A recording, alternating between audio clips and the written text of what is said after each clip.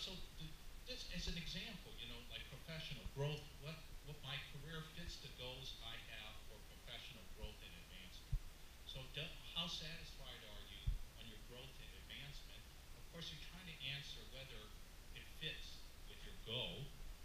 A more detailed question on growth and advancement would be examples like, hey, what other indicators beyond your PhD? So, okay, for students, even after you get your PhD, which says, okay, you have now achieved a certain degree, shows that you have a certain learning because you have your PhD. What else will reflect after you get your PhD? How do you see yourself to show that you continue to learn, that you continue to grow?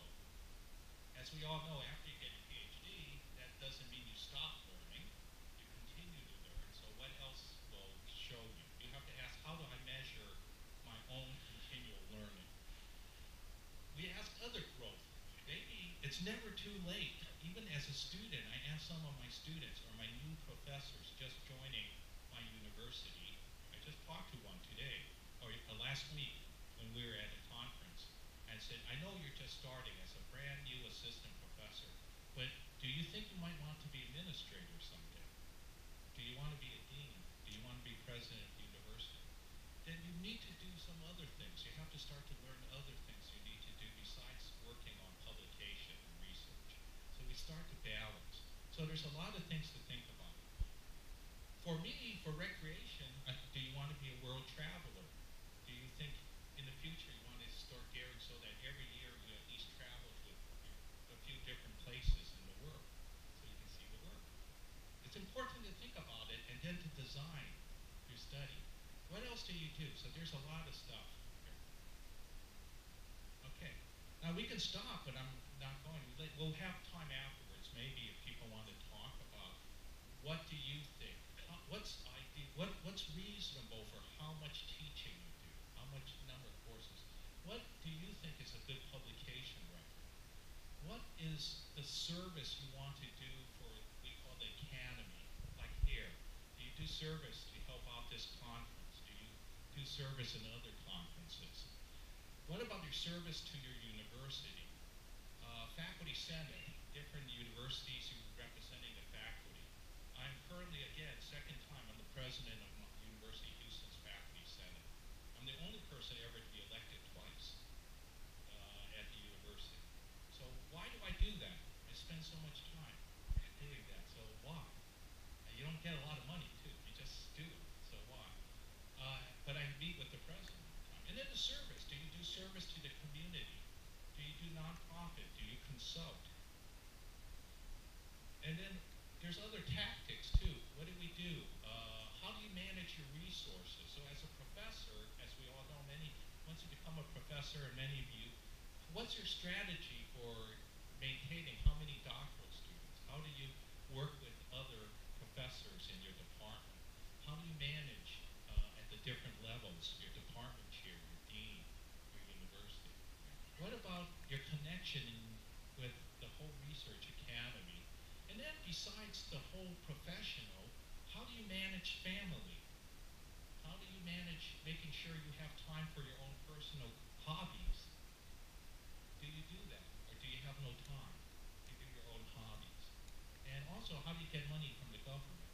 Okay, to do a lot of the research. So, there's certainly three different strategies. One is muddling through, meaning most professors do muddling through. They don't even think about it.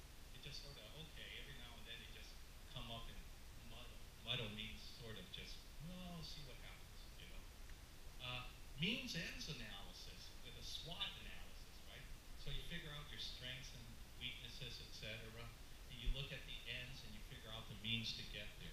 And then there's other ways you can look at it, maybe more evolutionary approach. These are different strategies. We'll work a little bit in the last two. Okay, so with all this I'm talking about, now is never too late. That's why I say again, for older professors, maybe too late, but even if you still have 10 more years of research, if you see yourself at 10 more years at the university, it's never too late. So we call it backward looking, and that's that's when I was going through all the different things.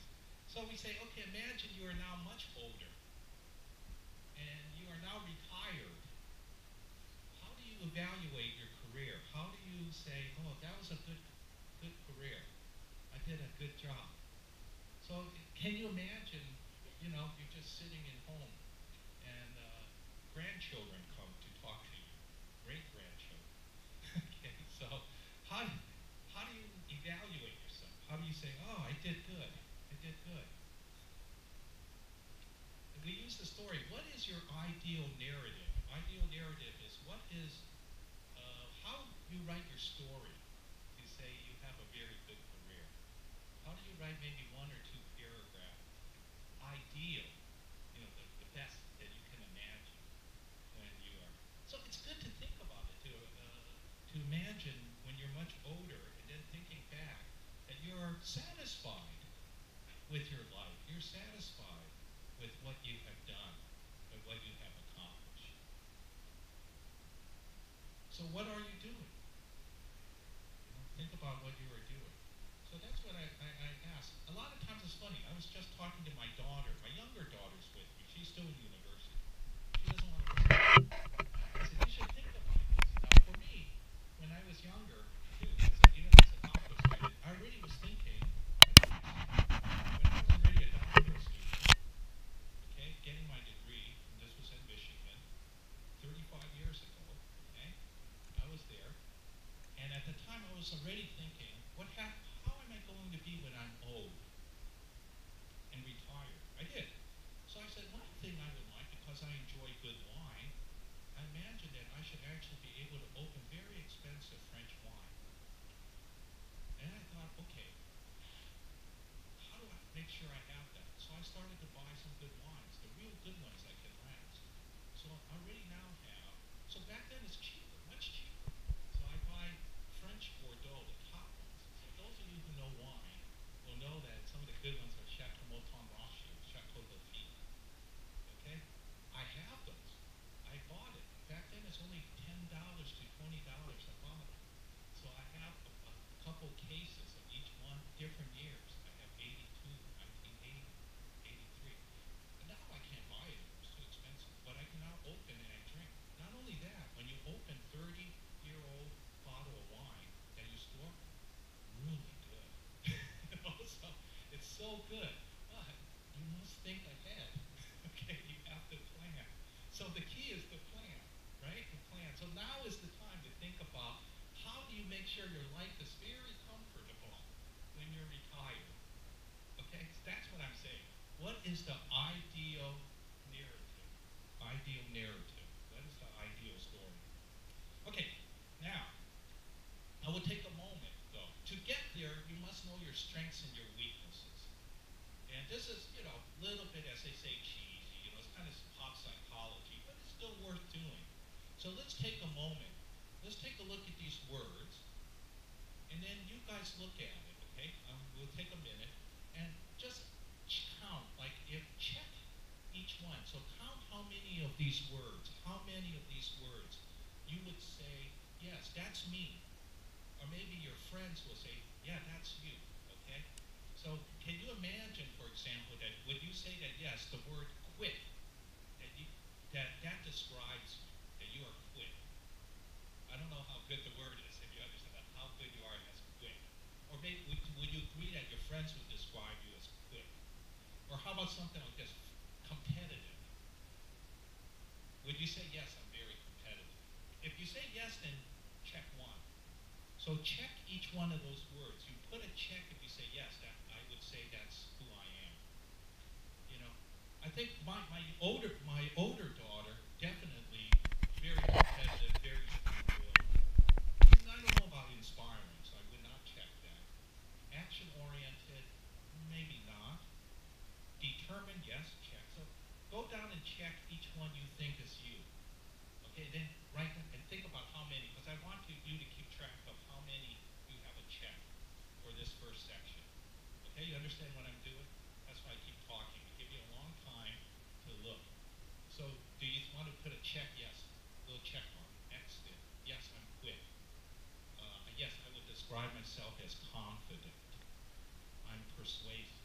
If you don't want to do it now, again, you can download the slide later and try it yourself, you know, when you're back quiet, back in your room. Strong-willed, inspiring, action-oriented. Would people say you're determined? Would people say you're opinionated?